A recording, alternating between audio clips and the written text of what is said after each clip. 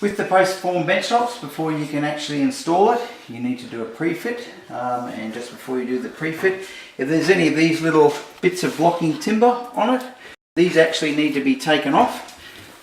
They're just purely for protection during transport. They do actually have staples in them, so just be wary of that.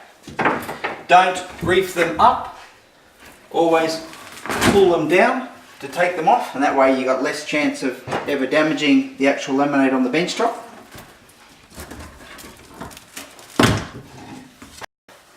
With the bench top, it's hard up against the wall that's over there, and it's got a square laminated end on this side here, and you can see here that I'm about 3 or 4 millimeters that I need to take out of this actual bench top to get it to slide into this wall.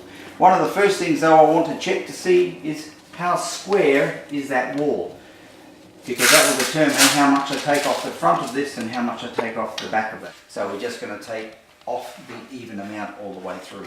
4 millimeters is the checkout that I'm going to make. I am going to be using my jigsaw to make this cut. Now, depending on what sort of blade you've got on there, whether it's a laminate blade or whether it's an actual timber or a steel blade, will depend on the quality of the cut. Sometimes too, you can actually spin the bench top over and cut from the bottom side rather than from the good top side, and usually that will give you a cleaner cut. Going in between the bench top and the wall is actually tiles, so I don't have to be 100% accurate with it, because I've got nearly about 4 to 5 millimeters worth of tiles that are going to cut it.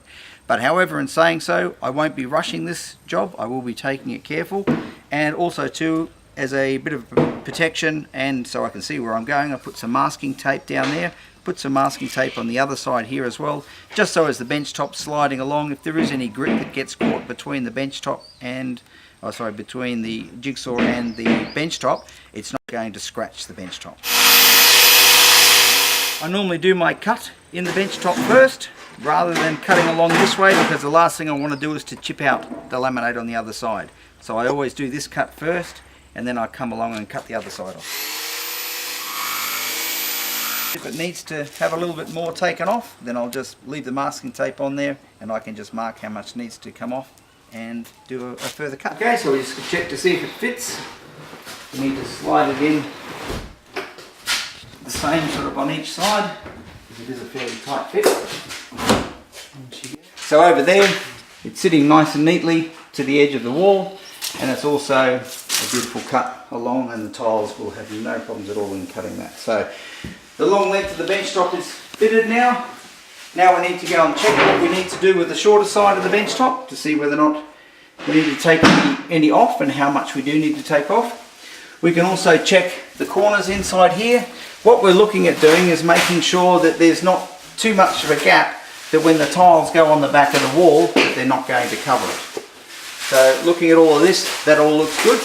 Alright, so this is the smallest section of bench top. First of all, we're going to test to see whether or not it actually fits inside there, depending on how accurate the walls are, and whether or not you've actually added any oversize for the bench top.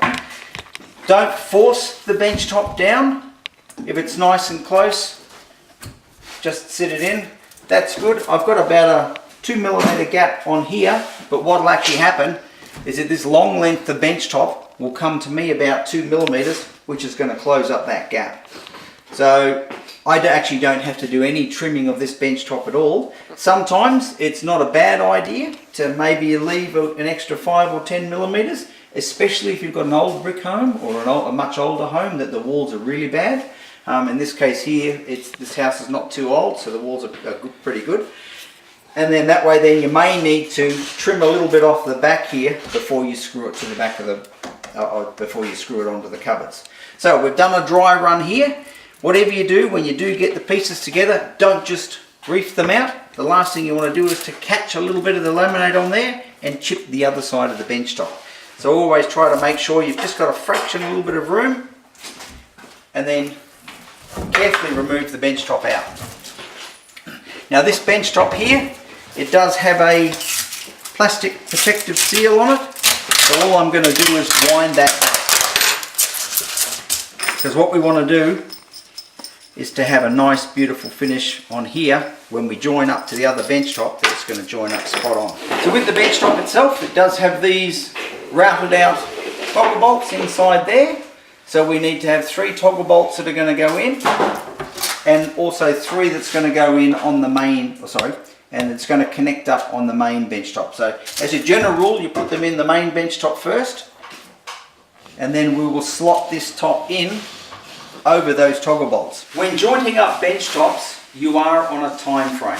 You don't have all the time in the world to get it finished, so the key to a good bench top finish is to make sure that you've got everything that you need set out, ready to go. So this here is my PVA glue. I've got my clear silicone over here ready to go. I've got my 3 toggle bolts, and I've also double checked that my spanner actually fits the toggle bolts. The last thing you want to do is get underneath there and find you don't have the right sort of spanner to do it. I find the best way of doing it, everyone does it slightly different. I tend to find the best way of doing it is to actually put a run of glue along the bottom section of the bench top. The PVA glue is actually going to glue it and hold it in place. The actual silicone itself is what's going to provide its seal.